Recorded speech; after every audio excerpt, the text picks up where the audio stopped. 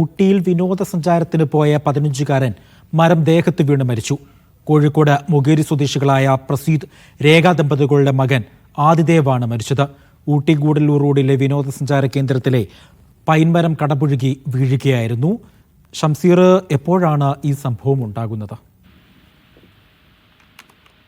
ഇന്ന് ഉച്ചയോട് കൂടിയാണ് ഈ സംഭവം ഉണ്ടാകുന്നത്. ഇവർ 14-അംഗ സംഘം കുടുംബമായി വിനോദസഞ്ചാരത്തിന് ഊട്ടിയിൽ പോയതായിരുന്നു. ഇതിനിടയിലാണ് ഇങ്ങനെയൊരു സംഭവം ഉണ്ടായിരിക്കുന്നത്. പൈൻ മരം ഈ ആദിദേവിന്റെ ദേഹത്തേക്ക് വീഴുകയായിരുന്നു. സംഭവ സ്ഥലത്ത് വെച്ച് തന്നെ ആദിദേവ് മരിച്ചുവെന്നാണ് അറിയാൻ കഴിയുന്നത്. ഇവർ കുടുംബമായി കഴിഞ്ഞ ദിവസം ഊട്ടിയിലേക്ക് പോവുകയും തിരികെ വരുന്ന സമയത്ത് 8-ാം മൈലിലുള്ള ഊട്ടി ഗൂഡല്ലൂർ റോഡിലെ 8-ാം മൈലിലുള്ള വിനോദസഞ്ചാര കേന്ദ്രത്തിൽ കയറിയതായിരുന്നു. ഇതിനിടയിലാണ് പൈൻമരം കടപുഴകി വീണത്. ശക്തമായ മഴ ഇവിടെ ഉണ്ടായിരുന്നുവെന്നാണ് മനസ്സിലാക്കുന്നത്.